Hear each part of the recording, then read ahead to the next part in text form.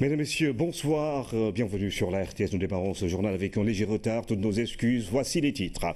Le président portugais Goré Marcelo Nuno Duarte Rebelo de Sousa a visité l'île Mémoire et la maison des esclaves.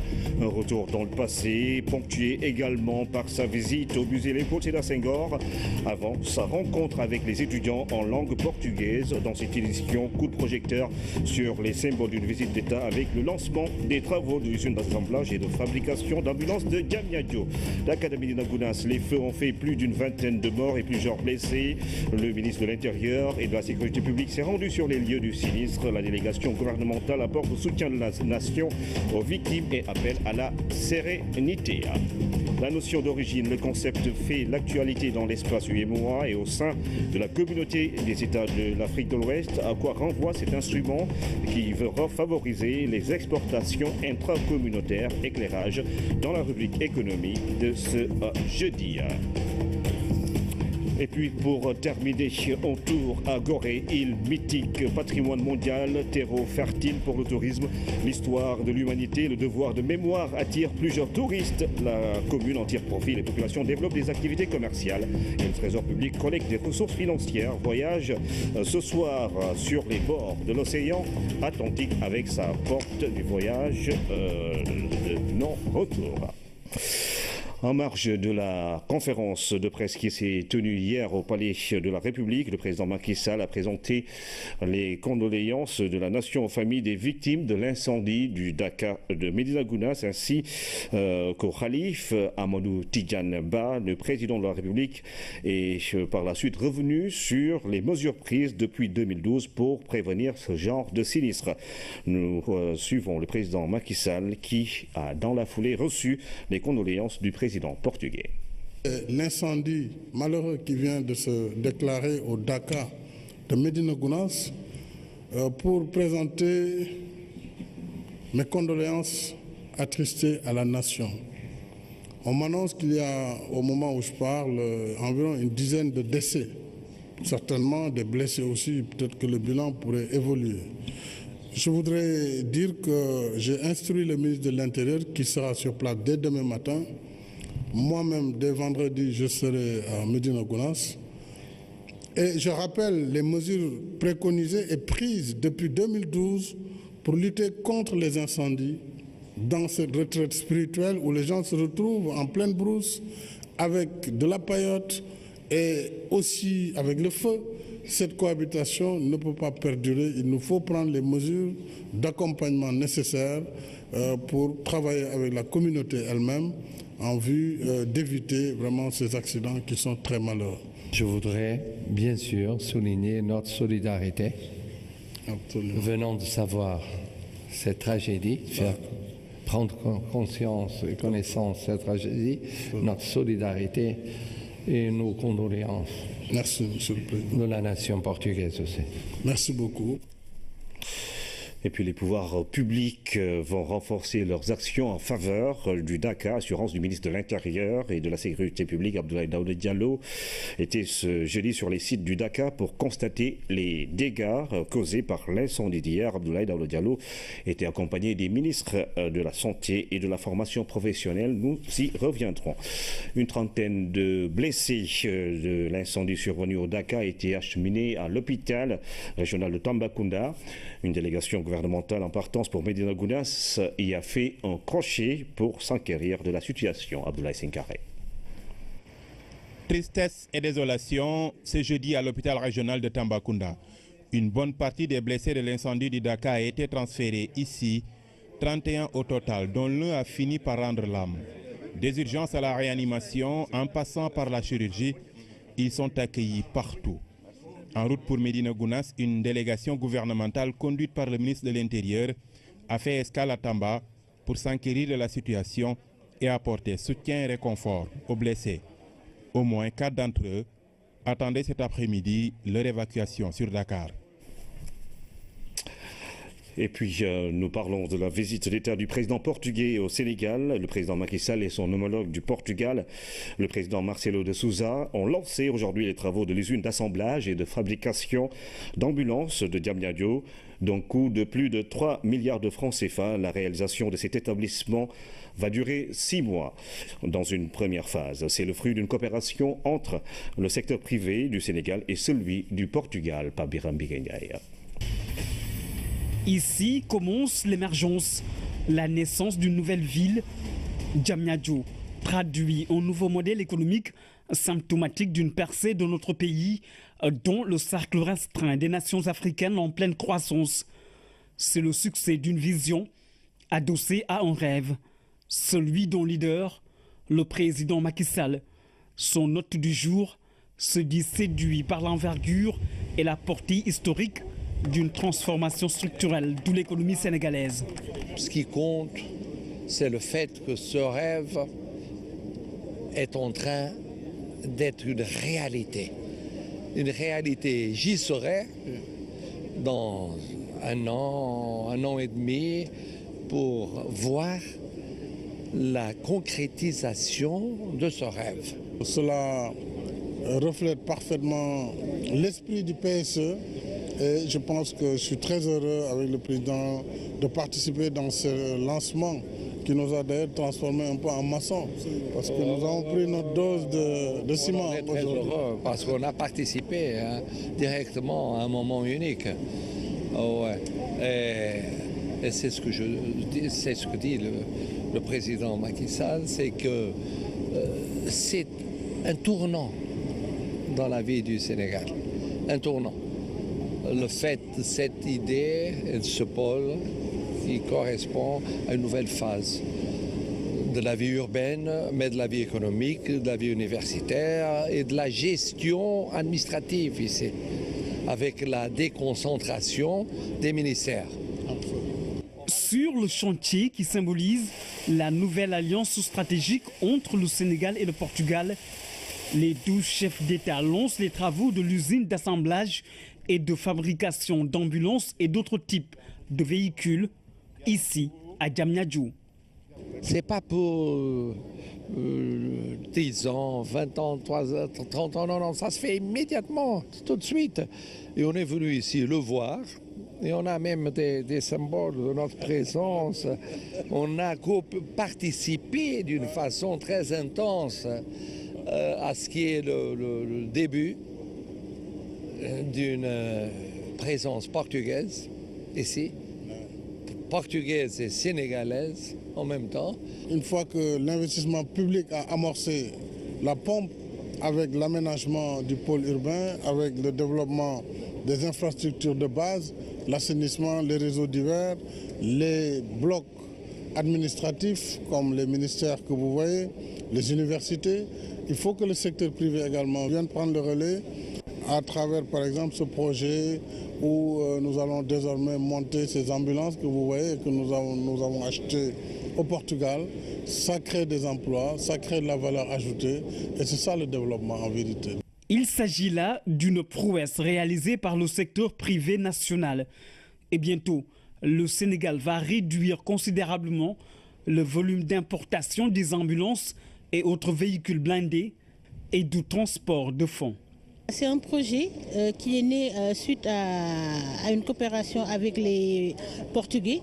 On a acheté beaucoup d'ambulances chez eux et finalement ils ont vu que au Sénégal, il y avait une opportunité pour ouvrir une usine. Alors on s'y est mis, ils ont cru en moi et voilà le projet. Le président aussi a cru en nous. On nous a octroyé le terrain. La première phase va se faire en 6 mois.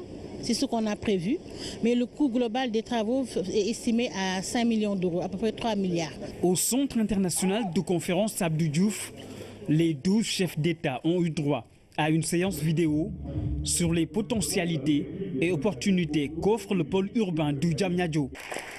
Diamniadio, la ville du futur, on lègue pour la jeune génération. Le président de la République du Portugal a rencontré les élèves et étudiants en langue portugaise au Centre international de conférence Abdou Diouf de Diamniadio. Une séance qui a permis à Marcelo Duarte de Souza de donner son point de vue sur les questions sociales, les débouchés de la langue portugaise, entre autres. Cher Bambagay.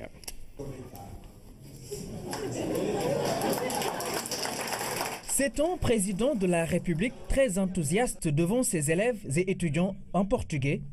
Pendant 90 minutes, ils ont posé des questions relatives à l'économie, le social, l'expression culturelle, bref, tout ce qui se rapporte à l'actuel dans son champ d'application. Aucune problématique éludée. En somme, le rendez-vous a été une rencontre entre des ambitions et des expériences à faire valoir. Sur les rapports entre le Sénégal et le Portugal, sur la situation économique, sociale et politique au Sénégal, sur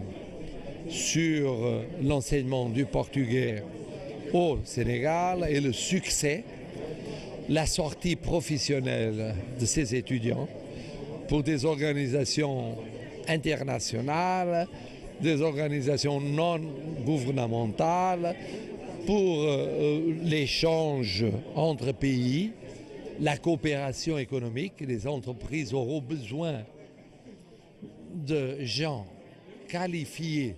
Les échanges ont été enrichissants. Le portugais se porte bien, reste à multiplier les débouchés. Le portugais est une langue en pleine croissance. Chaque année, le nombre d'étudiants augmente.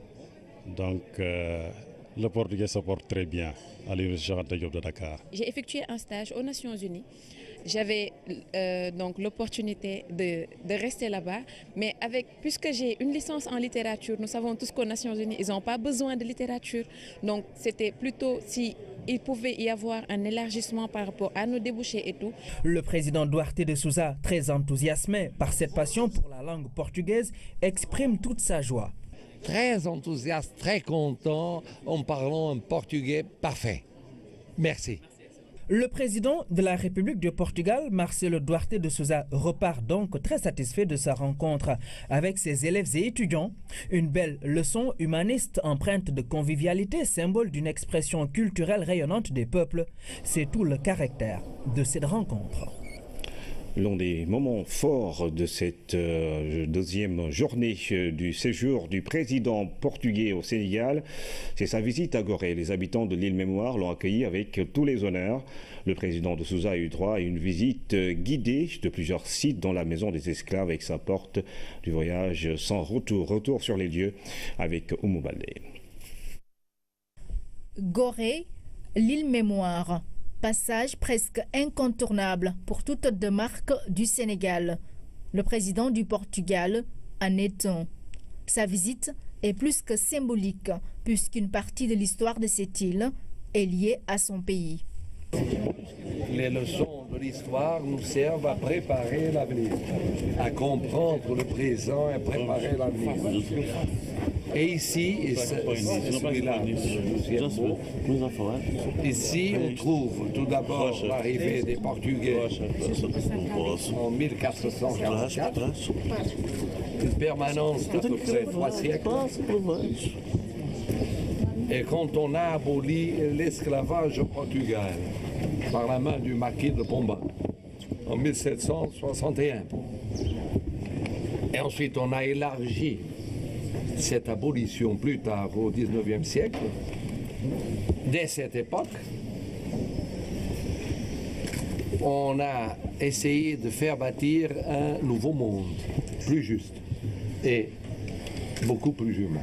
Après cette visite de la maison des esclaves teintée d'émotion, le président portugais n'a pas manqué de formuler quelques recommandations pour la préservation de ce haut lieu historique. Comme l'a dit le conservateur, l'île a été découverte d'abord par les Portugais. Pendant longtemps, ces derniers ont été les maîtres du lieu. Puis l'île est passée de pays en pays.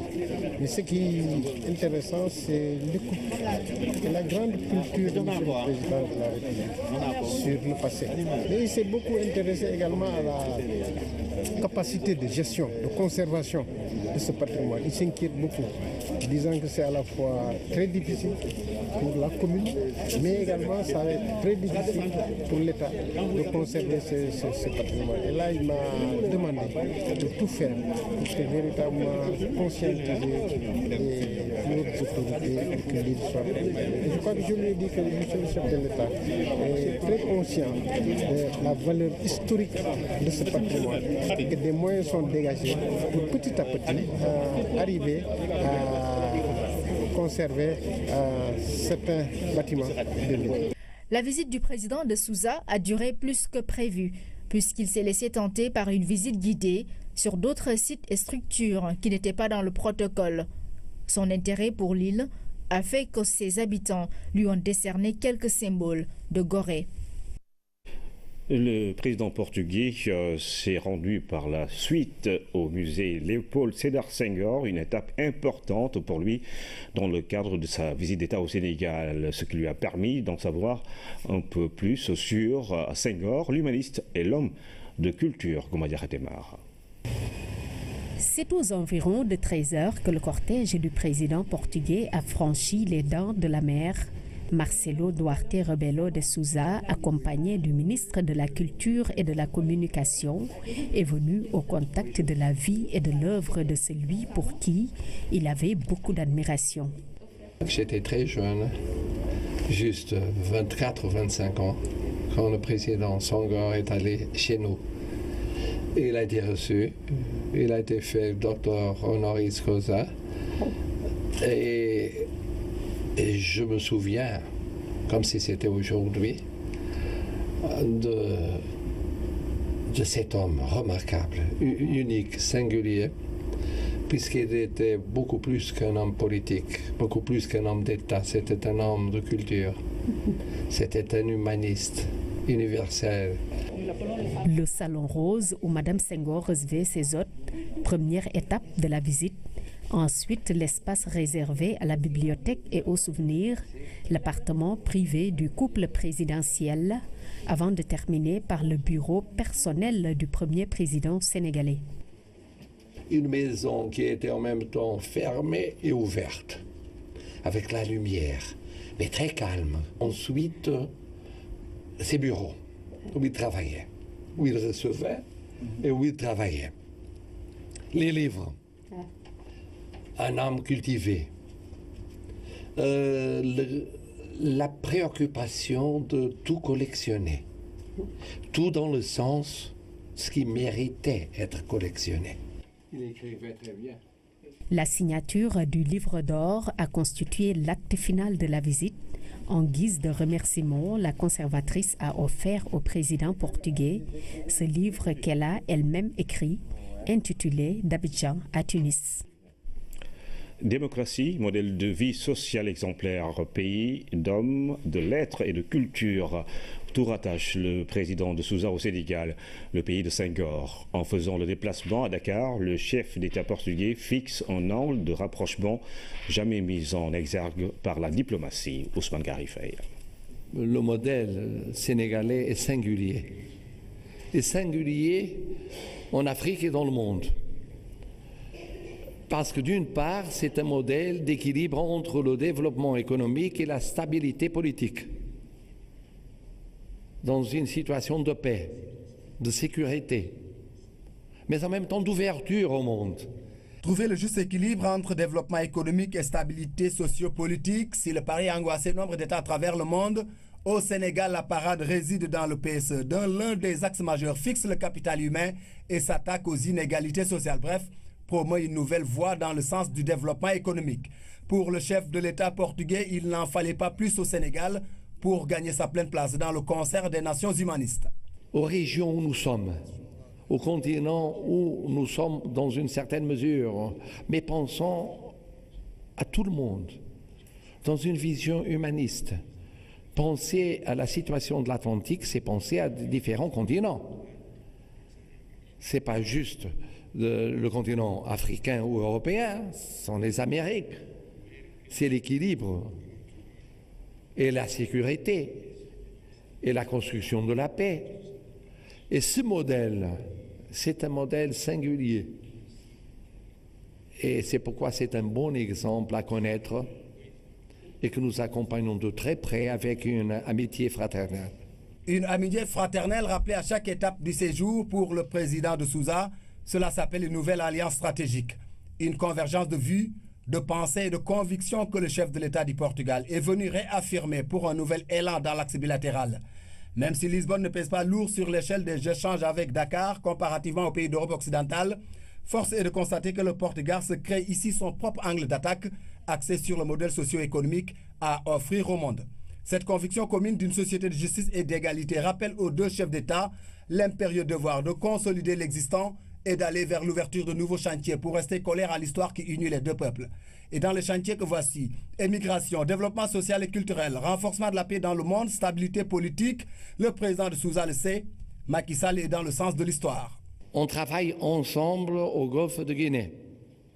Et là, il y a une alliance stratégique, politique et militaire, comme d'ailleurs au Mali. On y est ensemble. Et vous savez, comme c'est très important, cette vision multilatérale dans le domaine des rapports entre Européens et Africains. Mais surtout, nous sommes alliés stratégiques dans le monde de la lusophonie. Vous êtes membre observateur de la CPLP, mais quel observateur? Avec 40 000 enfants parlant le portugais. C'est un exemple. Ainsi, sa descente d'avion à Léopold Sédar Senghor, sourire aux lèvres, suivi des embrassades empreintes de chaleur, suffisent à elles seules à rendre compte de la hauteur à laquelle Macky Sall place ce déplacement. Mes souhaits de bienvenue à vous et à votre délégation et vous redire tout le plaisir que nous avons de vous accueillir ici à Dakar. Et cette visite, après celle que moi-même j'ai effectuée au Portugal en septembre 2015, illustre notre volonté commune, forte, de consolider et d'élargir les relations d'amitié et de coopération qui unissent de longue date nos deux pays. Docteur Honoris Causa de l'Université Cheikh Anta Diop de Dakar pour l'éminent professeur de droit. Visite au musée Léopold Sédar Senghor, conférence de presse sous le signe de l'économie, autant d'actes qui marqueront pour l'histoire le passage du président du Portugal au Sénégal. Le président de l'Assemblée nationale a reçu en audience ce jeudi 13 avril le président de la République du Portugal. Après un tête-à-tête suivi d'un échange de cadeaux, les deux présidents conduisant leurs délégations respectives ont tenu une séance de travail. Les discussions ont porté sur les rapports entre les deux pays et sur les relations bilatérales entre les deux institutions parlementaires dans le but de renforcer leur coopération, la coopération entre l'Assemblée nationale du Sénégal et celle du Portugal.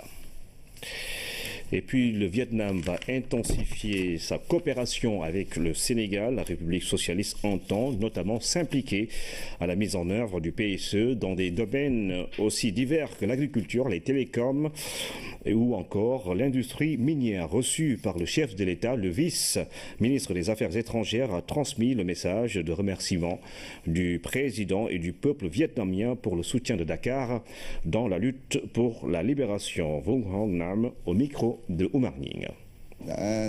J'ai l'honneur de rencontrer son Excellence Monsieur le Président en tant qu'envoyé spécial du Président de la République socialiste du Vietnam pour transmettre un message important de notre Président sur la gratitude profonde du peuple vietnamien envers du peuple sénégalais pour son soutien pendant notre lutte pour la libération du peuple. Et maintenant, actuellement, c'est la responsabilité de nos deux pays à promouvoir et intensifier la coopération économique, politique entre nos deux pays pour le développement.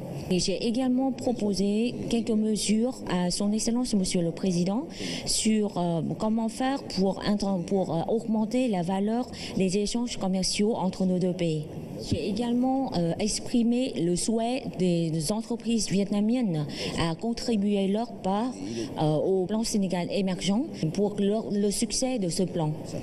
Nos entreprises vietnamiennes ont l'intention d'investir au Sénégal dans les domaines d'agriculture ou bien dans la production des produits aquatiques ainsi que sur la riziculture. Et il y a d'autres domaines comme le domaine des télécommunications ou bien l'industrie minière. Et notre président a également invité son Excellence Monsieur le Président Macky Sall à visiter le Vietnam dans les brefs délais pour discuter en détail ces mesures à promouvoir la coopération bilatérale. Son Excellence Monsieur le Président Macky Sall a partagé notre opinion sur la coopération bilatérale et nous a promis de visiter le Vietnam dans les brefs délais pour intensifier notre coopération. Et puis une quarantaine d'hommes d'affaires français est à Dakar pour échanger sur les opportunités d'investissement au Sénégal. C'est sur initiative du Conseil national du patronat. Le CNP veut promouvoir les relations d'affaires entre les chefs d'entreprise du MEDEF et ceux de son organisation. Il veut aussi accroître l'investissement privé français au Sénégal. Aram Daoua. Pour le CNP, autant la France a besoin d'être plus présente sur les marchés extérieurs, autant le Sénégal a besoin d'attirer plus de flux français. Son président rappelle que la France reste le premier investisseur du Sénégal avec un investissement direct étranger de 1,7 milliard d'euros. Déjà des entreprises françaises installées au Sénégal, bon, c'est presque un quart de notre PIB et des recettes fiscales. Donc on peut dire que c'est beaucoup. Ils sont aussi intéressés par des perspectives, c'est-à-dire le pétrole et le gaz. Peut-être que nous, on n'a pas tout le capital nécessaire d'aller explorer, d'aller exploiter le pétrole, mais les métiers du pétrole et du gaz impliquent des métiers, vous le disiez tout à l'heure, de génie civil, impliquent des métiers de logistique, impliquent des métiers d'avitaillement, mais ça, nous savons le faire. Donc il nous faut nous positionner tout de suite pour que ça ne se passe pas au-dessus de nos têtes. C'est au tour d'un déjeuner d'abord, d'une séance de présentation par la suite, que les deux organismes ont parlé business. Les Français avaient déjà un aperçu sur la situation économique du pays. On a été tous relativement impressionnés des chiffres qui nous ont été donnés ce matin. Les entreprises ont pour, comme besoin premier, la sécurité de l'investissement, la sécurité juridique, bien évidemment, la stabilité. Et ceci, ce sont des caractéristiques qu'on retrouve dans ce pays, y compris celui de la croissance, puisque le taux qui nous a été donné était de l'ordre de 6,8% pour l'an dernier, ce qui est remarquable. Les discussions ont été élargies aux structures étatiques pour plus de visibilité sur les opportunités. Le gouvernement se réjouit de cette initiative entre organisations patronales qui permet de pouvoir revisiter toutes les opportunités qui sont offertes aux différentes organisations et aux différentes entreprises existantes pour promouvoir le partenariat entre le Sénégal et la France. CNP, MEDEF, le partenariat date, mais pour eux, l'heure est à plus de responsabilité et d'engagement dans la coopération. Nous restons avec Aram Daoua qui nous parle de la notion d'origine dans la rubrique économique de ce jeudi. L'origine des produits dans l'espace UEMOA CEDEAO passe à la loupe, une identification importante car derrière il y a des avantages, des enjeux qui font qu'aujourd'hui une vaste campagne est menée dans l'espace sous-régional, mais face à la concurrence, des blocages persistent. Aram Daoua. La notion d'origine, presque la carte d'identité des produits. D'où vient-il? Dans quel pays ont-ils été fabriqués? Ont-ils respecté les normes? Des informations importantes pour des espaces communautaires comme la CEDEAO et l'UEMOA qui accordent des avantages tarifaires aux États membres. Vous avez un produit qui est fabriqué dans la sous-région qui est reconnu comme tel et il ne paie pas des droits de douane lorsqu'il franchit les frontières des 8 pays de l'UEMOA ou des 15 pays de la CEDEAO. Donc voilà, donc derrière cette identification, il y a cette volonté de nous faire bénéficier de ces avantages qu'aux produits qui les méritent, donc qui ont été fabriqués sous des conditions qui ont été retenues dans le cadre des règles d'origine. Ce qu'on déplore quelquefois dans l'espace, c'est une non-maîtrise de ces règles ou un manque de volonté politique. Ce qui fait naître parfois des litiges. Un État peut essayer de fermer son marché à travers des normes. Un État peut fermer son marché à travers, si vous voulez, des entraves qu'on vous fait au niveau du port. En tout état de cause, la CEDEAO et l'UEMOA sont décidés à mettre un terme aux entraves. Au début du processus d'intégration UEMOA-CEDEAO, il est normal que pour deux raisons liées au fait que certaines entreprises avaient des monopoles dans leur pays et liées également au fait que les États allaient perdre des recettes, il était normal qu'on note à cette époque des réticences de certains États à appliquer les textes. Mais maintenant, le système est relativement rodé. Il y a encore des litiges, mais les litiges sont de moins en moins nombreux. Et l'UEMOA, essentiellement, comme la CEDEAO, aujourd'hui ont des mécanismes reconnus pour permettre de régler ces litiges. Les enjeux économiques et fiscaux de ces règles font qu'aujourd'hui, la mobilisation pour une meilleure compréhension s'est élargie. Quand on est en zone d'intégration, ce qui est recherché, c'est la mobilité, donc des produits qui sont fabriqués, de pouvoir commercer librement entre les différents États ici, dans le cas de la CEDEAO, entre les 15 États. Il se trouve malheureusement que beaucoup de produits rencontrent des obstacles. Donc ça crée beaucoup de problèmes pour les entreprises, pour l'exportation. Ça diminue le taux vraiment d'utilisation, en tout cas d'échange dans la communauté qui est au bon mot à environ 12%. Les règles d'origine apparaissent donc comme un instrument de promotion du commerce intra-régional encore très faible. Comprendre ces règles et les définir, c'est aussi se préparer aux APE. Parce que les APE aussi, il faudra nous entendre sur des règles d'origine, parce qu'il faudra exporter dans l'Union européenne. Et donc nous affûtons nos armes pour que si jamais les APE sont signés, qu'on puisse être bien outillés pour effectivement utiliser cet instrument donc, de promotion des exportations. Les administrations douanières et les opérateurs économiques sont aujourd'hui les cibles de la sensibilisation.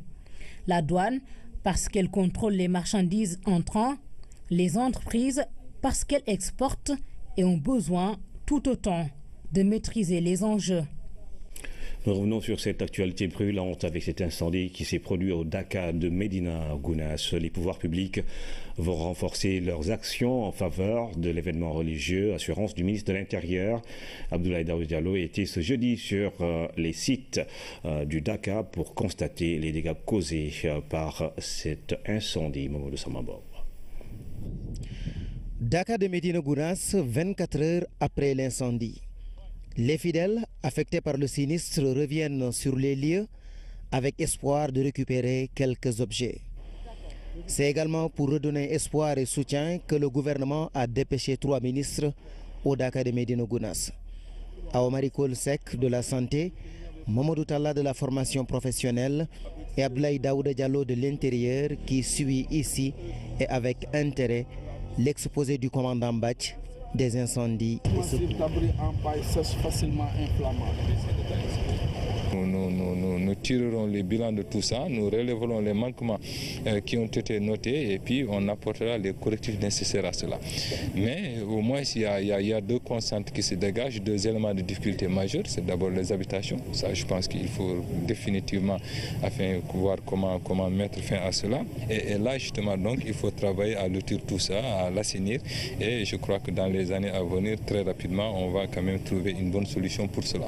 L'autre difficulté, c'est l'eau. Je crois que là aussi, j'en rendrai compte au président de la République et que les dispositions nécessaires seront prises pour que désormais, cette question cruciale de l'eau, qui a d'ailleurs été soulevée par le calife lui-même, donc puisse être dépassée. La prise en charge des blessés était également au menu des discussions entre le ministre de l'Intérieur et le calife de Médina Gounass, Thierno Amadou Tidiane Ba, entouré du comité d'organisation et de ses frères.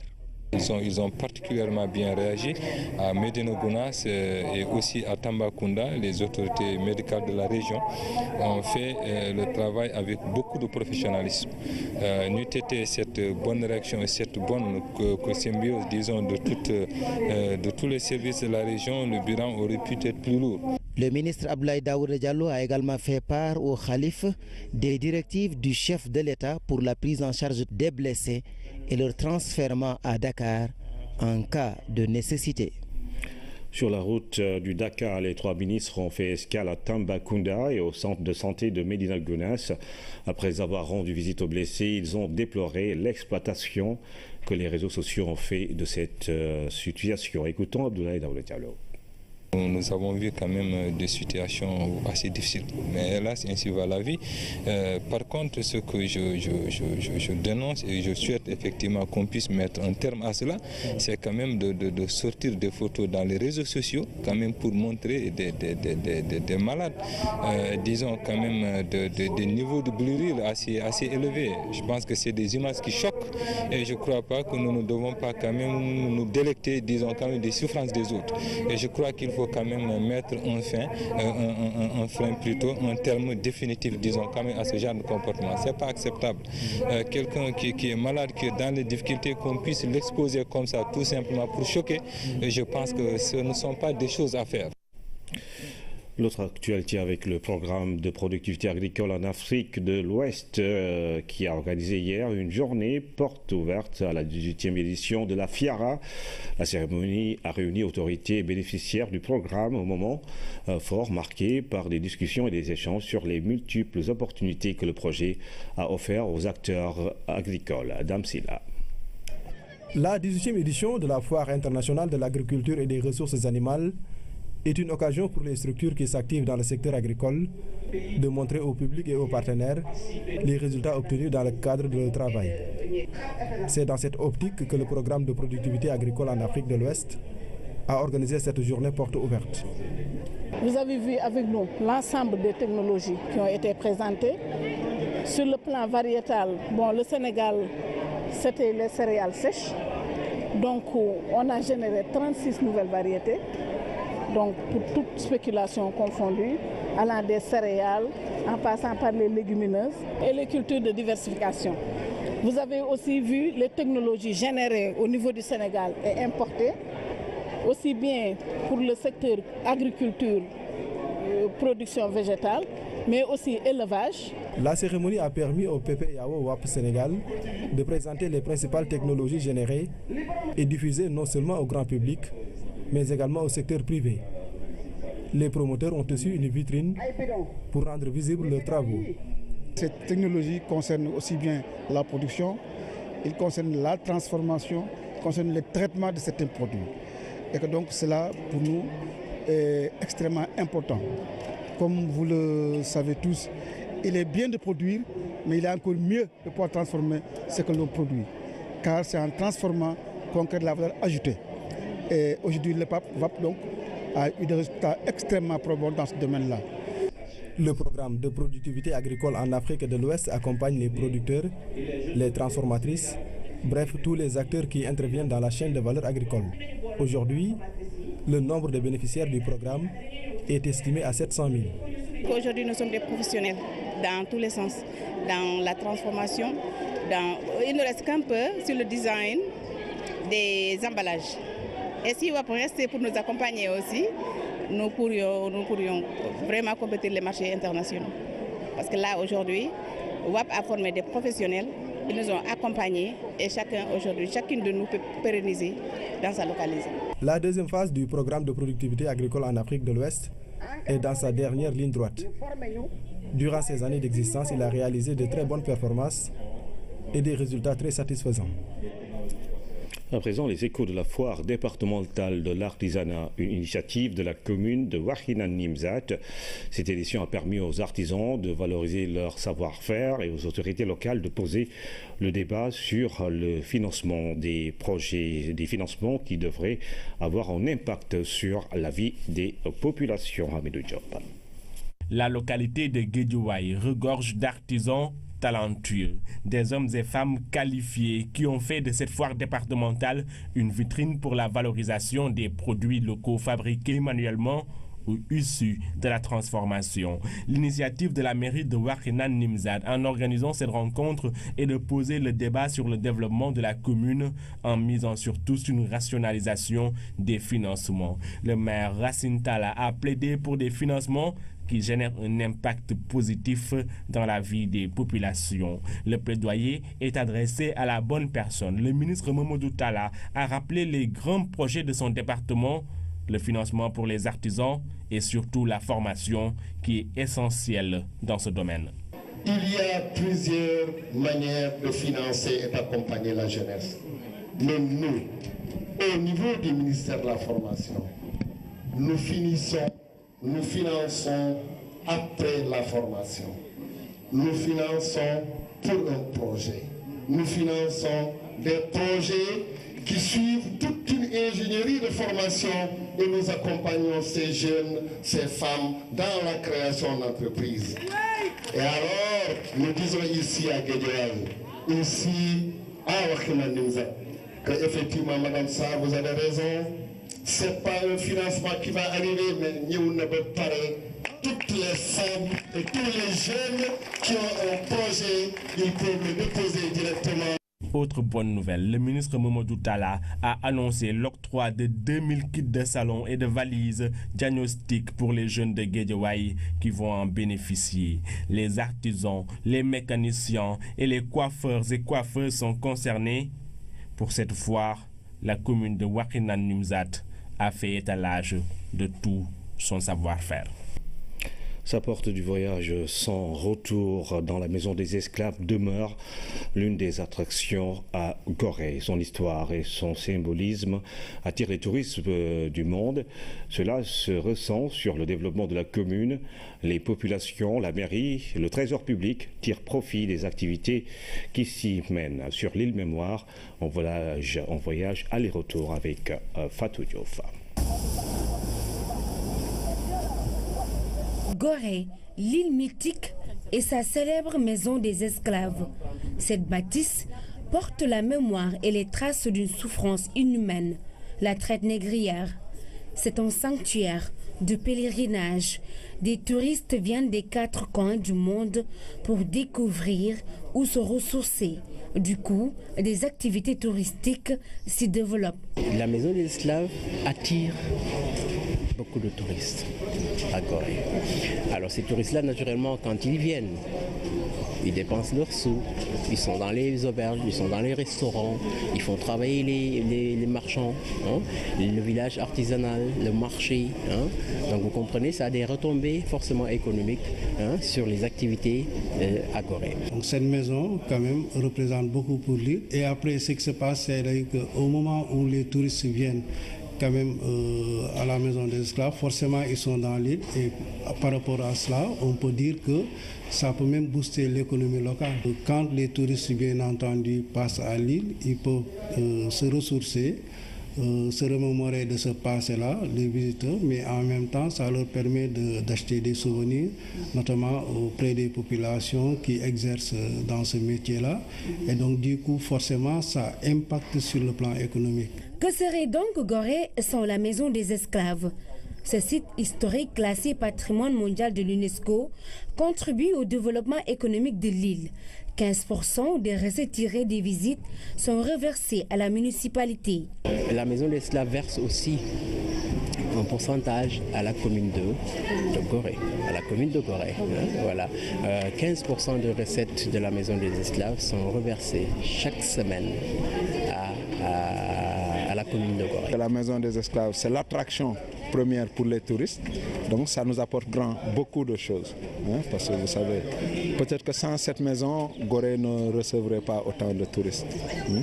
Donc je pense que c'est bénéfique pour les populations de Gorée. 70% de la population goréenne travaille sur l'art, la culture et la restauration. La mairie, elle, réorganise le secteur en instaurant une taxe de services municipaux qui s'élève à 500 francs CFA. On a institué cette taxe, bien entendu, conformément quand même à la nomenclature des budgets qui consacre par exemple ce type de taxe. C'est une session de services municipaux, on l'a instituée Et après, encore en faisant, c'est-à-dire en installant un bureau d'accueil et d'information municipale. Après, quand les touristes, bien entendu, descendent dans l'île, on les oriente au niveau du bureau d'accueil. Et après, ils peuvent peut-être prendre un guide s'ils le veulent, parce que le guidage est facultatif, mais on a là quand même l'attitude au préalable d'organiser, par exemple, un certain nombre de jeunes en créant des emplois de guidage, etc., avec une bonne formation, bien entendu, avec le ministère du Tourisme. Pour la municipalité, il serait plus rentable d'intégrer cette taxe dans le ticket de la chaloupe. Ça aurait permis, par exemple, un paiement unique pour l'ensemble des touristes qui ne seront pas contraints, descendus dans Gorée, d'être dirigés vers le bureau d'accueil. Et malheureusement pour nous, municipalités, ça fait une dizaine d'années, sinon plus, que nous luttons à ce que, par exemple, cette taxe-là soit intégrée dans le ticket en termes de pourcentage. Ça a été l'objet d'une délibération. Aujourd'hui, malheureusement, au moment où je vous parle déjà, il y a eu quand même la commission de contrôle, qui est la commission souveraine au niveau de la liaison maritime Dakar-Gorée pour statuer sur cette situation-là. Il a donné son feu vert, mais malheureusement, cette mesure reste à être appliquée jusqu'à présent. Gorée est dans la dynamique de l'obtention d'une certification ISO 14001. Il s'agit de rendre l'île plus attrayante avec de nouvelles infrastructures, car booster le tourisme, c'est participer au développement territorial de l'île Mémoire. Un reportage qui entre dans le cadre de la série que nous vous avons proposée tous ces derniers jours. Direction Diourbel, à l'instar des autres régions, la région de Diourbel a abrité hier un comité technique spécial de suivi du programme d'urgence de développement communautaire. À l'occasion, les élus et tous les acteurs locaux ont eu droit à en exposer sur l'état d'avancement du programme dans la région de Diourbel. Babouna Tchawa. Dans la région de Diourbel, le programme d'urgence de développement communautaire compte plusieurs réalisations. Dans les départements de Mbaké, Diourbel et Bambey, les travaux se chiffrent à 16 systèmes d'adduction eau potable AEP, 50 villages pour le volet électrification rurale, 27,4 km pour les pistes rurales et 534 unités d'équipement post-récolte. C'est un exercice extrêmement important parce qu'il faut reconnaître que depuis très longtemps, l'ensemble des acteurs de la région, à commencer par les autorités administratives, avait depuis très longtemps réclamé donc, cette concertation, ce partage d'informations. Cela nous a permis quand même de connaître très exactement, en tout cas l'ensemble des activités que le programme mène au niveau de la région. Il s'agit également d'activités extrêmement importantes à travers en tout cas les 4 volets du PUDC. Et en tout cas, c'est une satisfaction qu'on a notée à l'issue du CRD et que véritablement, comme ils l'ont rappelé au cours du CRD, que véritablement le volet information qui quand même faisait défaut, en tout cas va être pris en charge pour les phases qui restent pour le PUDC. Tous les élus de la région ont répondu présents à l'appel et à l'unanimité. Ils ont salué la diligence des travaux du PUDC, non sans soulever quelques suggestions pour une plus grande efficacité. Moi, je dis que c'est un très bon programme. Le président, le PUDC est un très bon programme. Parce qu'on veut que pour la deuxième phase, qu'on appuie surtout sur le département d'Ambaké pour le PUDC. À l'occasion de la rencontre, un comité technique a été mis en place pour une meilleure coordination des interventions sur le terrain. Ce comité également va se réunir de manière assez régulière. Donc il va procéder à la coordination de l'ensemble des activités, mais également il va procéder à des visites de terrain des sites qui reçoivent des équipements du PUDC pour voir effectivement sur le terrain comment ça se passe. Et à l'issue de chaque exercice également, il y a un compte rendu qui sera élaboré donc, par en tout cas les membres du comité et transmis par le gouvernement aux autorités acquis de droit de toute façon. Tous les acteurs locaux ont dit leur disponibilité pour la collecte des données devant servir à la mise en œuvre de la seconde phase du programme d'urgence de développement communautaire PUDC dans la région de Diourbel. À quelques mois de l'hivernage, le directeur général de l'Office national de l'assainissement du Sénégal, ONAS, effectue des visites de terrain. Ce mercredi, Alioune Badara Diop était à Fatick et à Diourbel. Il a pu s'enquérir de l'état d'avancement des travaux d'assainissement dans le cadre de la lutte contre les inondations dans ces villes secondaires. Thierno Diallo. La première étape de la visite de chantier du directeur général de l'Office national de l'assainissement du Sénégal, Fatick. Grâce au projet de drainage des eaux pluviales financé par la BOAD et l'État du Sénégal, la commune de Fatick s'est dotée de nouveaux plans d'assainissement. Qui est un projet d'un montant total d'environ 9 milliards 500 millions. Ce projet va doter la commune de Fatick d'un réseau d'assainissement séparatif. Un réseau pour les eaux usées et un réseau de drainage des eaux pluviales. D'abord, je constate que les travaux se passent correctement avec un taux d'avancement d'environ 30% pour les deux lots. Je dois aussi dire que j'ai été heureux de constater que ces deux projets ont permis la création de plus de 300 emplois dans la commune de Fatick. En principe, si tout va bien, les travaux terminés, on ne va pas dire qu'à 100% il n'y aura pas d'inondation, mais à 99% il n'y aura pas d'inondation. En tout cas, sur tous les tronçons qui sont couverts, il n'y aura pas d'inondation si la station de pompage fonctionne. Cette station de pompage des eaux pluviales sera réfectionnée et équipée. Remplacer les pompes existantes pour au moins doubler la capacité de pompage qui est actuellement de 1500. Nous allons mettre au moins 3 pompes de 1500 chacune. Aujourd'hui, on a 2 pompes de 750. Mais aussi voir s'il y a une nécessité de doubler le refoulement. Toutes les études vont être faites cette semaine et les dispositions seront prises pour procéder au renouvellement de ces équipements avant l'hivernage. Après l'étape de Fatick, la délégation conduite par le DG de l'ONAS fait cap sur Diourbel.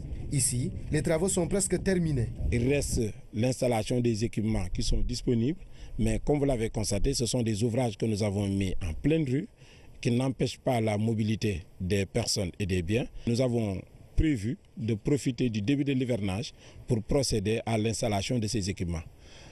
Pour Rokhboussou, les travaux aussi, je dirais, sont réalisés à plus de 90%. Il reste à poser des grilles à valoir et procéder au dernier raccordement des regards. Là aussi, j'ai eu l'entreprise qui s'est engagée à le finaliser dans les meilleurs délais. Avec ce nouveau programme d'assainissement, Fatick et Diourbel vont sans doute tourner la page des inondations cette année et les années à venir. La deuxième édition des journées portes ouvertes du Conseil économique, social et environnemental a pris fin aujourd'hui pendant 3 jours. Cette institution a permis à divers citoyens de s'exprimer sur la gestion du pétrole et du gaz. Les acteurs ont plaidé pour une prise en compte des impacts et la nécessité de s'inspirer de l'exemple des autres pays. Hamidou Diop. À l'occasion de ces journées portes ouvertes, les acteurs ont débattu des ressources pétrolières et gazières. Le cadre juridique, la transparence, l'équité et la gestion, entre autres, ont été au cœur des échanges. L'intérêt suscité par les thèmes traités et la richesse des débats nous ont permis de retenir 2 conclusions principales qui sont revenues en boucle lors de chacun de nos panels. La première c'est celle que j'appellerai la soif légitime et citoyenne d'information sur ce que recouvre la ou les réalités du pétrole et du gaz dans notre pays. Cette question fondamentale qui a cristallisé toutes les attentions fait appel à davantage de communication, à la nécessité de davantage de communication.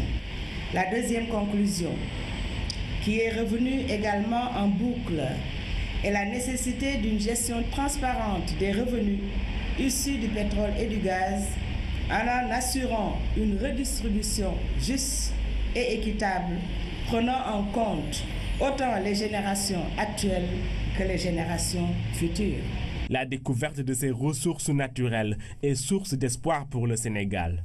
Le Conseil économique, social et environnemental entend jouer pleinement son rôle pour faire de ces opportunités une bénédiction pour le pays. Sur ce, il ne cessera jamais de donner la parole aux acteurs. Le Conseil a donc réussi à faire de ces journées ouvertes une occasion pour donner la parole à de nombreux citoyens afin qu'ils puissent partager leurs préoccupations liées à ces problématiques.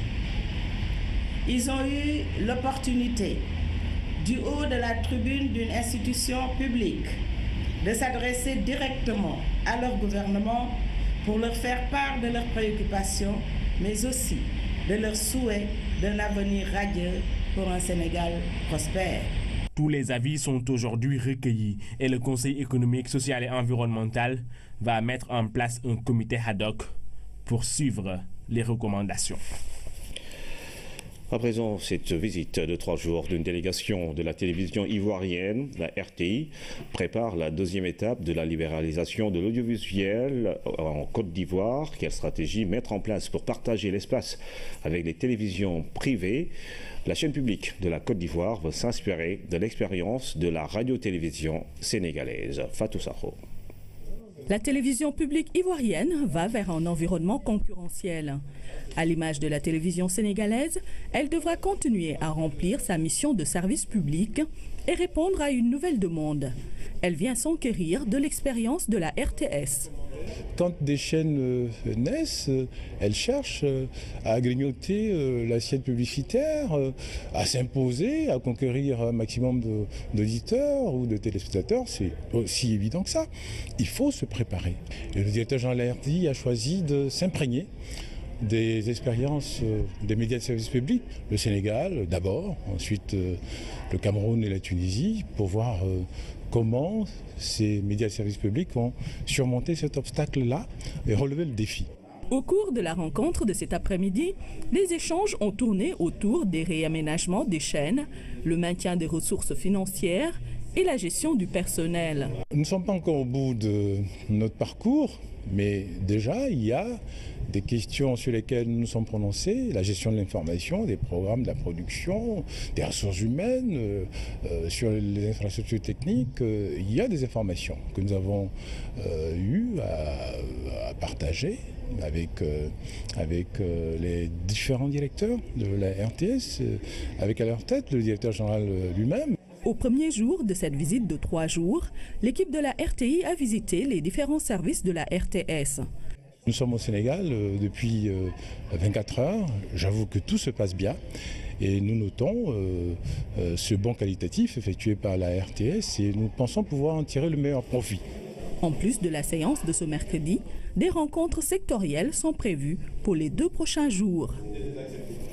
Au deuxième jour de la visite des parlementaires de la CEDEAO au Libéria, 2 chefs d'État et les parlementaires de l'institution ont échangé sur plusieurs questions liées à la santé des populations.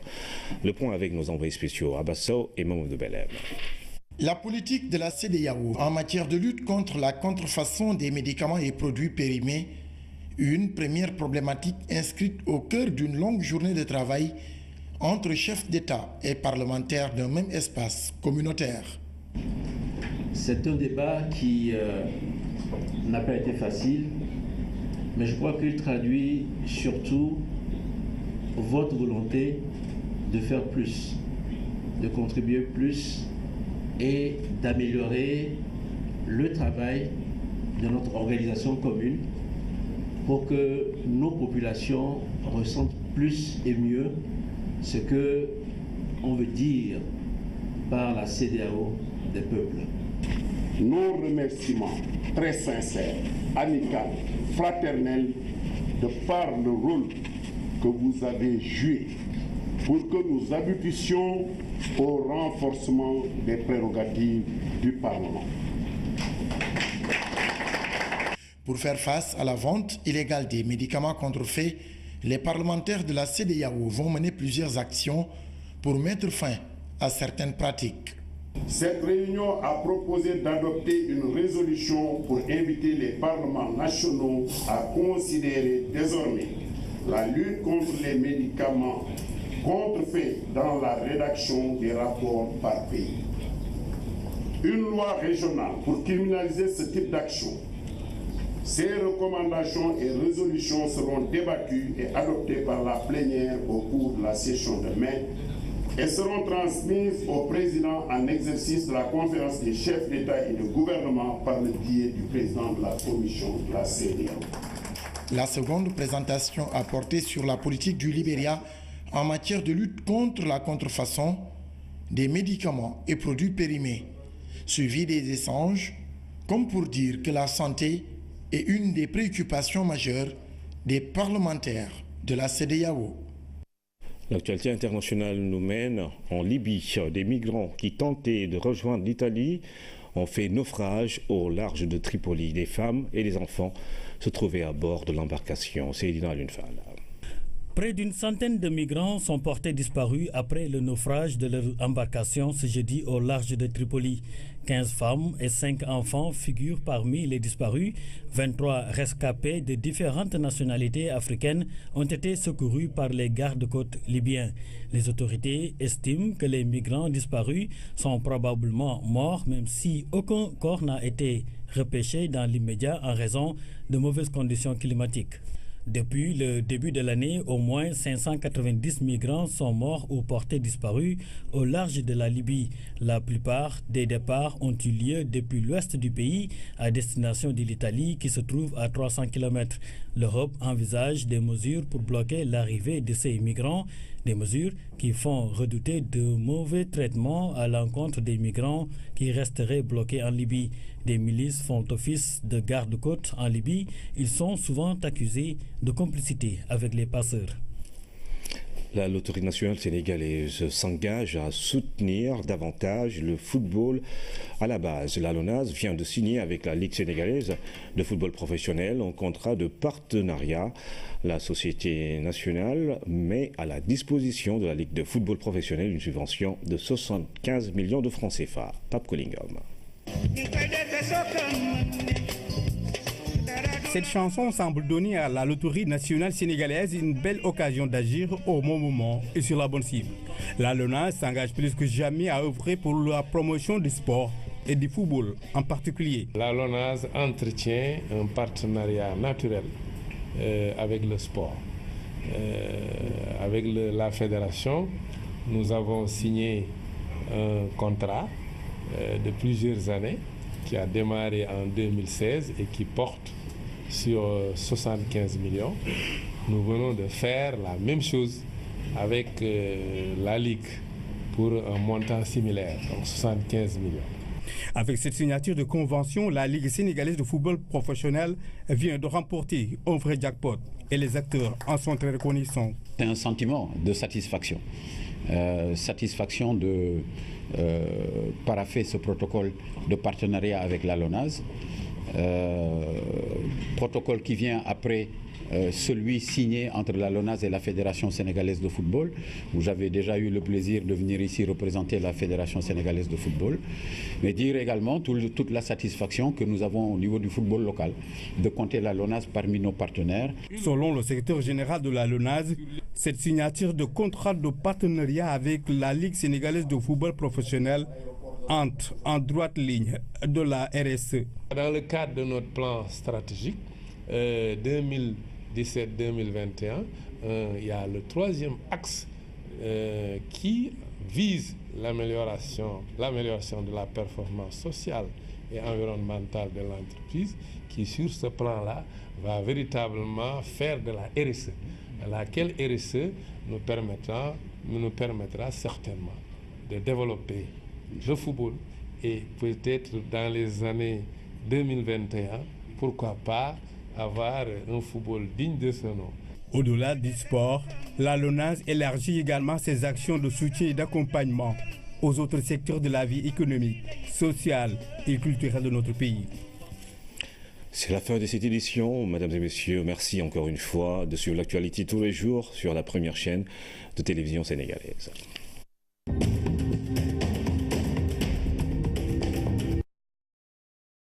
Le président Senghor est allé chez nous. Il a été reçu, il a été fait docteur honoris causa. Et je me souviens, comme si c'était aujourd'hui, de cet homme remarquable, unique, singulier, puisqu'il était beaucoup plus qu'un homme politique, beaucoup plus qu'un homme d'État. C'était un homme de culture, c'était un humaniste universel. Le salon rose où Madame Senghor recevait ses hôtes, première étape de la visite, Ensuite, l'espace réservé à la bibliothèque et aux souvenirs, l'appartement privé du couple présidentiel, avant de terminer par le bureau personnel du premier président sénégalais. Une maison qui était en même temps fermée et ouverte, avec la lumière, mais très calme. Ensuite, ses bureaux, où il travaillait, où il recevait et où il travaillait. Les livres, un âme cultivée. La préoccupation de tout collectionner, tout dans le sens ce qui méritait être collectionné. Il écrivait très bien. La signature du livre d'or a constitué l'acte final de la visite. En guise de remerciement, la conservatrice a offert au président portugais ce livre qu'elle a elle-même écrit, intitulé d'Abidjan à Tunis. Démocratie, modèle de vie sociale exemplaire, pays d'hommes, de lettres et de culture. Tout rattache le président de Sousa au Sénégal, le pays de Senghor. En faisant le déplacement à Dakar, le chef d'État portugais fixe un angle de rapprochement jamais mis en exergue par la diplomatie. Ousmane Garifay. Le modèle sénégalais est singulier. Et singulier en Afrique et dans le monde. Parce que d'une part, c'est un modèle d'équilibre entre le développement économique et la stabilité politique. Dans une situation de paix, de sécurité, mais en même temps d'ouverture au monde. Trouver le juste équilibre entre développement économique et stabilité sociopolitique, si le pari a angoissé nombre d'États à travers le monde, au Sénégal, la parade réside dans le PSE, dont l'un des axes majeurs fixe le capital humain et s'attaque aux inégalités sociales. Bref, promeut une nouvelle voie dans le sens du développement économique. Pour le chef de l'État portugais, il n'en fallait pas plus au Sénégal pour gagner sa pleine place dans le concert des nations humanistes. Aux régions où nous sommes, au continent où nous sommes dans une certaine mesure, mais pensons à tout le monde, dans une vision humaniste. Penser à la situation de l'Atlantique, c'est penser à différents continents. Ce n'est pas juste le continent africain ou européen, ce sont les Amériques. C'est l'équilibre et la sécurité et la construction de la paix. Et ce modèle, c'est un modèle singulier. Et c'est pourquoi c'est un bon exemple à connaître et que nous accompagnons de très près avec une amitié fraternelle. Une amitié fraternelle rappelée à chaque étape du séjour pour le président de Sousa. Cela s'appelle une nouvelle alliance stratégique. Une convergence de vues, de pensées et de convictions que le chef de l'État du Portugal est venu réaffirmer pour un nouvel élan dans l'axe bilatéral. Même si Lisbonne ne pèse pas lourd sur l'échelle des échanges avec Dakar comparativement aux pays d'Europe occidentale, force est de constater que le Portugal se crée ici son propre angle d'attaque, axé sur le modèle socio-économique à offrir au monde. Cette conviction commune d'une société de justice et d'égalité rappelle aux deux chefs d'État l'impérieux devoir de consolider l'existant et d'aller vers l'ouverture de nouveaux chantiers pour rester collés à l'histoire qui unit les deux peuples. Et dans les chantiers que voici, émigration, développement social et culturel, renforcement de la paix dans le monde, stabilité politique, le président de Sousa le sait, Macky Sall est dans le sens de l'histoire. On travaille ensemble au Golfe de Guinée. Et là, il y a une alliance stratégique, politique et militaire, comme d'ailleurs au Mali. On y est ensemble. Et vous savez, comme c'est très important, cette vision multilatérale dans le domaine des rapports entre Européens et Africains. Mais surtout, nous sommes alliés stratégiques dans le monde de la lusophonie. Vous êtes membre observateur de la CPLP, mais quel observateur? Avec 40 000 enfants parlant le portugais. C'est un exemple. Ainsi, sa descente d'avion à Léopold Sédar Senghor, sourire aux lèvres, suivi des embrassades empreintes de chaleur, suffisent à elle seule à rendre compte de la hauteur à laquelle Macky Sall place ce déplacement. Mes souhaits de bienvenue à vous et à votre délégation et vous redire tout le plaisir que nous avons de vous accueillir ici.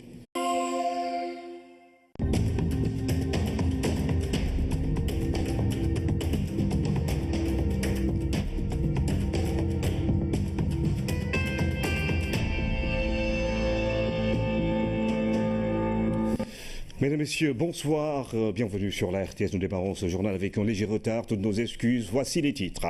Le président portugais Goré Marcelo Nuno Duarte Rebelo de Sousa a visité l'île Mémoire et la maison des esclaves. Un retour dans le passé, ponctué également par sa visite au musée Léopold Sédar Senghor avant sa rencontre avec les étudiants en langue portugaise. Dans cette édition, coup de projecteur sur les symboles d'une visite d'État avec le lancement des travaux de l'usine d'assemblage et de fabrication d'ambulances de Diamniadio. L'Académie de Nagounas, les feux ont fait plus d'une vingtaine de morts et plusieurs blessés. Le ministre de l'Intérieur et de la Sécurité publique s'est rendu sur les lieux du sinistre. La délégation gouvernementale apporte le soutien de la nation aux victimes et appelle à la sérénité. La notion d'origine, le concept fait l'actualité dans l'espace UEMOA et au sein de la communauté des États de l'Afrique de l'Ouest. À quoi renvoie cet instrument qui veut favoriser les exportations intracommunautaires? Éclairage dans la rubrique économique de ce jeudi. Et puis pour terminer, on tour à Gorée, île mythique, patrimoine mondial, terreau fertile pour le tourisme. L'histoire de l'humanité, le devoir de mémoire attire plusieurs touristes. La commune en tire profit, les populations développent des activités commerciales et le trésor public collecte des ressources financières. Voyage ce soir sur les bords de l'océan Atlantique avec sa porte du voyage de non-retour. En marge de la conférence de presse qui s'est tenue hier au Palais de la République, le président Macky Sall a présenté les condoléances de la nation aux familles des victimes de l'incendie du Daca de Médina Gounass ainsi qu'au Khalif Amadou Tidjane Ba, le président de la République, est par la suite revenu sur les mesures prises depuis 2012 pour prévenir ce genre de sinistre. Nous suivons le président Macky Sall qui a dans la foulée reçu les condoléances du président portugais. L'incendie malheureux qui vient de se déclarer au Daca de Médina Gounass pour présenter mes condoléances attristées à la nation. On m'annonce qu'il y a, au moment où je parle, environ une dizaine de décès. Certainement des blessés aussi, peut-être que le bilan pourrait évoluer. Je voudrais dire que j'ai instruit le ministre de l'Intérieur qui sera sur place dès demain matin. Moi-même, dès vendredi, je serai à Médina Gounass. Et je rappelle les mesures préconisées et prises depuis 2012 pour lutter contre les incendies dans cette retraite spirituelle où les gens se retrouvent en pleine brousse avec de la paillote et aussi avec le feu. Cette cohabitation ne peut pas perdurer. Il nous faut prendre les mesures d'accompagnement nécessaires pour travailler avec la communauté elle-même en vue d'éviter vraiment ces accidents qui sont très malheureux. Je voudrais bien sûr souligner notre solidarité. Absolument. Venant de savoir cette tragédie, faire prendre conscience et connaissance de cette tragédie, notre solidarité et nos condoléances. Merci, Monsieur le Président. De la nation portugaise aussi. Merci beaucoup. Et puis les pouvoirs publics vont renforcer leurs actions en faveur du Daca. Assurance du ministre de l'Intérieur et de la Sécurité publique, Abdoulaye Daouda Diallo, était ce jeudi sur les sites du Daca pour constater les dégâts causés par l'incendie d'hier. Abdoulaye Daouda Diallo était accompagné des ministres de la Santé et de la Formation professionnelle. Nous y reviendrons. Une trentaine de blessés de l'incendie survenu au Daca a été acheminée à l'hôpital régional de Tambacounda. Une délégation gouvernementale en partance pour Médina Gounass y a fait un crochet pour s'enquérir de la situation. Abdoulaye Senkaré. Tristesse et désolation ce jeudi à l'hôpital régional de Tambacounda. Une bonne partie des blessés de l'incendie du Daca a été transférée ici, 31 au total, dont l'un a fini par rendre l'âme. Des urgences à la réanimation, en passant par la chirurgie, ils sont accueillis partout. En route pour Médina Gounass, une délégation gouvernementale conduite par le ministre de l'Intérieur a fait escale à Tamba pour s'enquérir de la situation et apporter soutien et réconfort aux blessés. Au moins 4 d'entre eux attendaient cet après-midi leur évacuation sur Dakar. Et puis, nous parlons de la visite d'État du président portugais au Sénégal. Le président Macky Sall et son homologue du Portugal, le président Marcelo de Sousa, ont lancé aujourd'hui les travaux de l'usine d'assemblage et de fabrication d'ambulances de Diamniadio, d'un coût de plus de 3 milliards de francs CFA. La réalisation de cet établissement va durer 6 mois. Dans une première phase, c'est le fruit d'une coopération entre le secteur privé du Sénégal et celui du Portugal. Pas bien. À Dakar. Cette visite, après celle que moi-même j'ai effectuée au Portugal en septembre 2015, illustre notre volonté commune, forte, de consolider et d'élargir les relations d'amitié et de coopération qui unissent de longue date nos deux pays. Docteur Honoris Causa de l'Université Cheikh Anta Diop de Dakar pour l'éminent professeur de droit. Visite au musée Léopold de Sédar Senghor. Conférence de presse sous le signe de l'économie. Autant d'actes qui marqueront pour l'histoire le passage du président du Portugal au Sénégal. Le président de l'Assemblée nationale a reçu en audience ce jeudi 13 avril le président de la République du Portugal. Après un tête-à-tête suivi d'un échange de cadeaux, les deux présidents, conduisant leurs délégations respectives, ont tenu une séance de travail. Les discussions ont porté sur les rapports entre les deux pays et sur les relations bilatérales entre les deux institutions parlementaires dans le but de renforcer leur coopération, la coopération entre l'Assemblée nationale du Sénégal et celle du Portugal. Et puis le Vietnam va intensifier sa coopération avec le Sénégal. La République socialiste entend notamment s'impliquer à la mise en œuvre du PSE dans des domaines aussi divers que l'agriculture, les télécoms ou encore l'industrie minière. Reçu par le chef de l'État, le vice-ministre des Affaires étrangères a transmis le message de remerciement du président et du peuple vietnamien pour le soutien de Dakar dans la lutte pour la libération. Vung Hong Nam au micro de Oumar Ning. J'ai l'honneur de rencontrer son Excellence Monsieur le Président en tant qu'envoyé spécial du Président de la République socialiste du Vietnam pour transmettre un message important de notre Président sur la gratitude profonde du peuple vietnamien envers du peuple sénégalais pour son soutien pendant notre lutte pour la libération du peuple. Et maintenant, actuellement, c'est la responsabilité de nos deux pays à promouvoir et intensifier la coopération économique, politique entre nos deux pays pour le développement.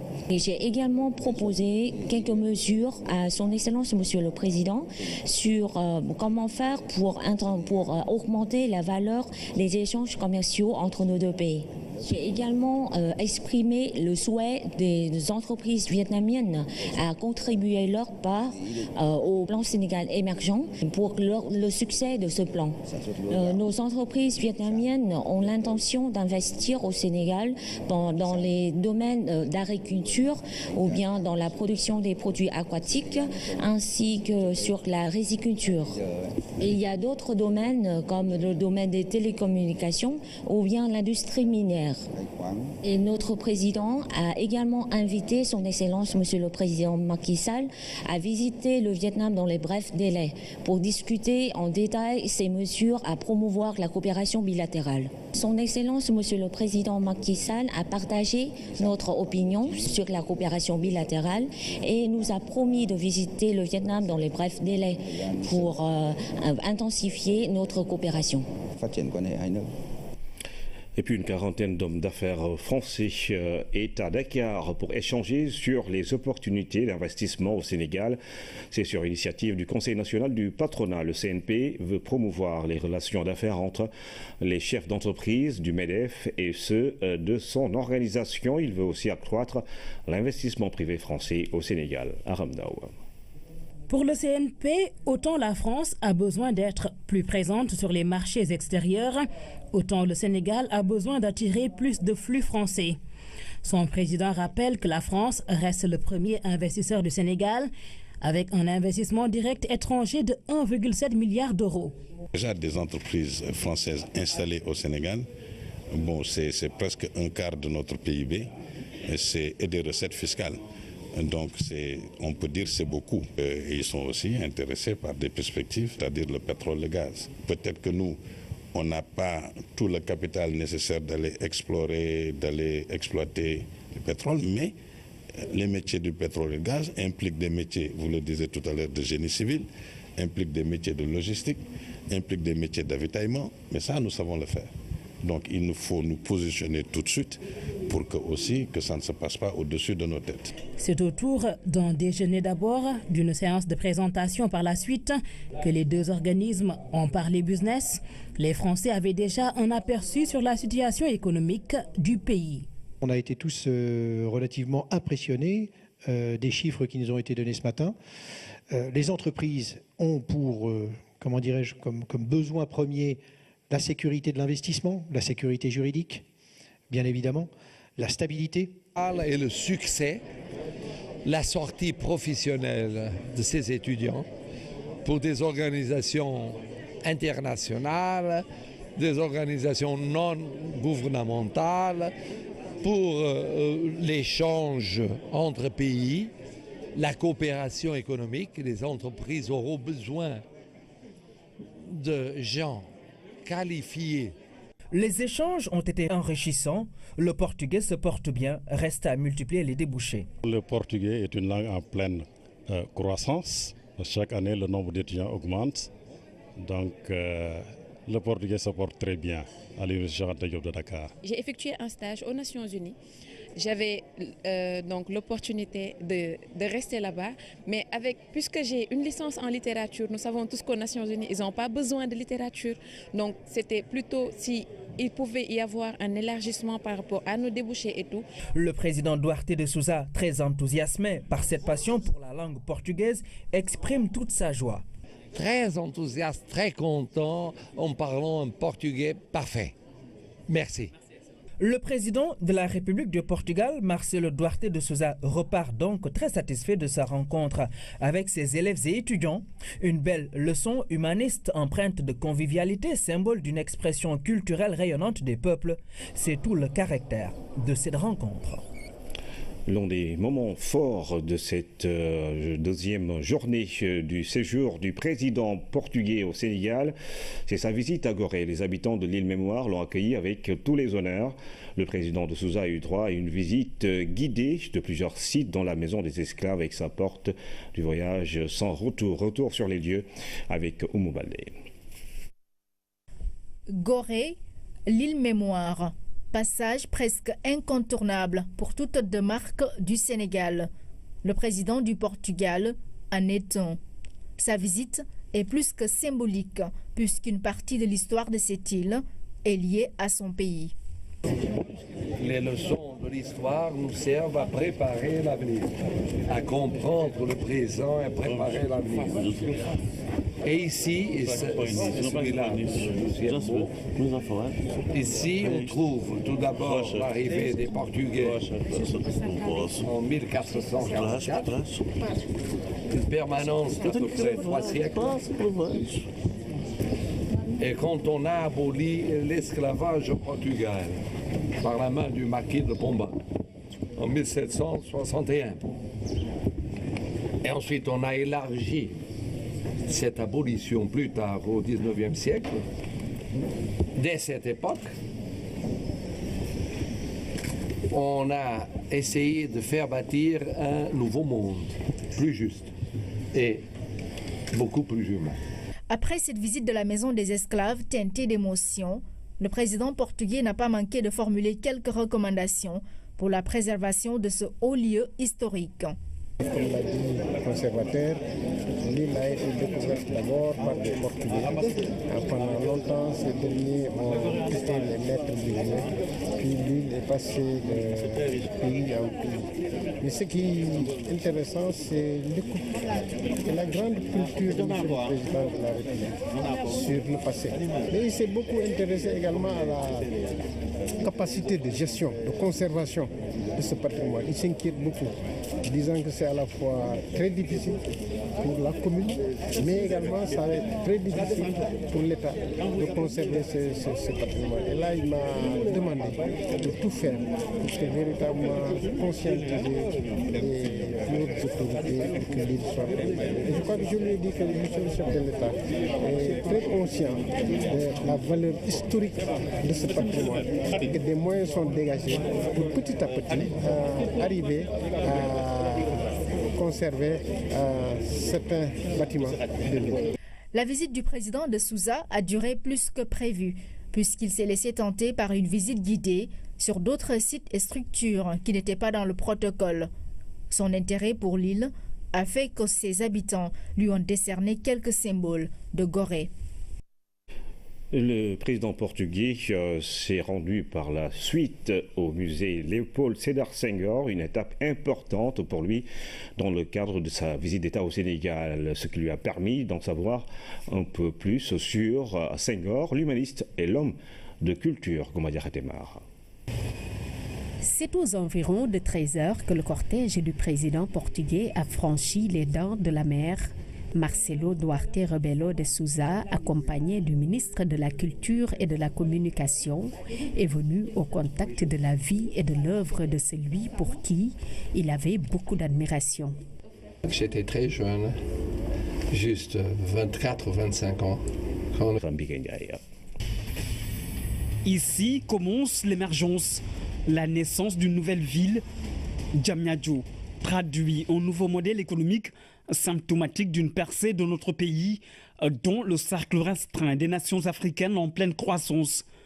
C'est le succès d'une vision adossée à un rêve, celui dont leader, le président Macky Sall.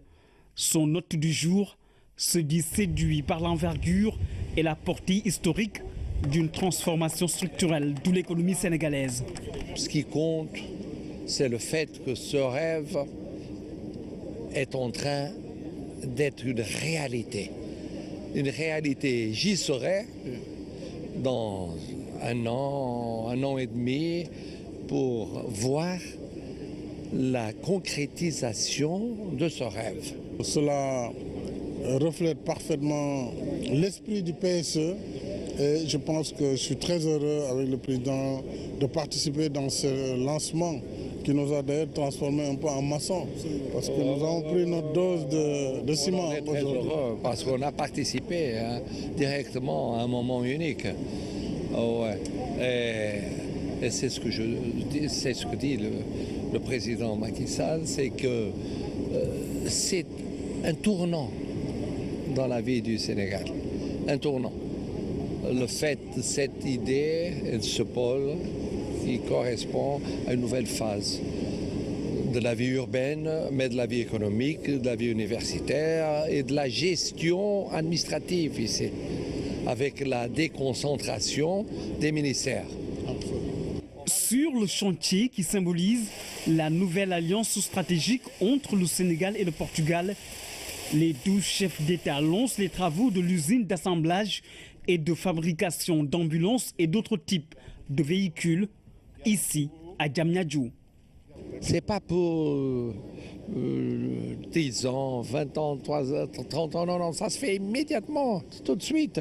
Et on est venu ici le voir, et on a même des symboles de notre présence. On a participé d'une façon très intense à ce qui est le début d'une présence portugaise ici, portugaise et sénégalaise en même temps. Une fois que l'investissement public a amorcé la pompe avec l'aménagement du pôle urbain, avec le développement des infrastructures de base, l'assainissement, les réseaux divers, les blocs administratifs comme les ministères que vous voyez, les universités, il faut que le secteur privé également vienne prendre le relais à travers par exemple ce projet où nous allons désormais monter ces ambulances que vous voyez et que nous avons achetées au Portugal. Ça crée des emplois, ça crée de la valeur ajoutée et c'est ça le développement en vérité. Il s'agit là d'une prouesse réalisée par le secteur privé national. Et bientôt, le Sénégal va réduire considérablement le volume d'importation des ambulances et autres véhicules blindés et du transport de fonds.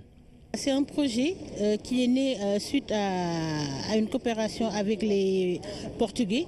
On a acheté beaucoup d'ambulances chez eux et finalement ils ont vu que au Sénégal, il y avait une opportunité pour ouvrir une usine. Alors on s'y est mis, ils ont cru en moi et voilà le projet. Le président aussi a cru en nous. On nous a octroyé le terrain. La première phase va se faire en 6 mois. C'est ce qu'on a prévu, mais le coût global des travaux est estimé à 5 millions d'euros, à peu près 3 milliards. Au Centre international de conférence Abdou Diouf, les 12 chefs d'État ont eu droit à une séance vidéo sur les potentialités et opportunités qu'offre le pôle urbain du Diamniadio. Diamniadio, la ville du futur, on lègue pour la jeune génération. Le président de la République du Portugal a rencontré les élèves et étudiants en langue portugaise au Centre international de conférence Abdou Diouf de Diamniadio. Une séance qui a permis à Marcelo Duarte de Souza de donner son point de vue sur les questions sociales, les débouchés de la langue portugaise, entre autres. Cher Bambagay.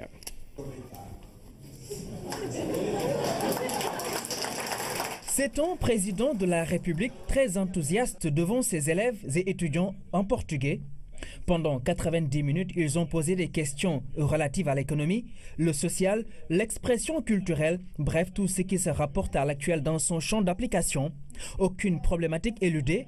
En somme, le rendez-vous a été une rencontre entre des ambitions et des expériences à faire valoir. Sur les rapports entre le Sénégal et le Portugal, sur la situation économique, sociale et politique au Sénégal, sur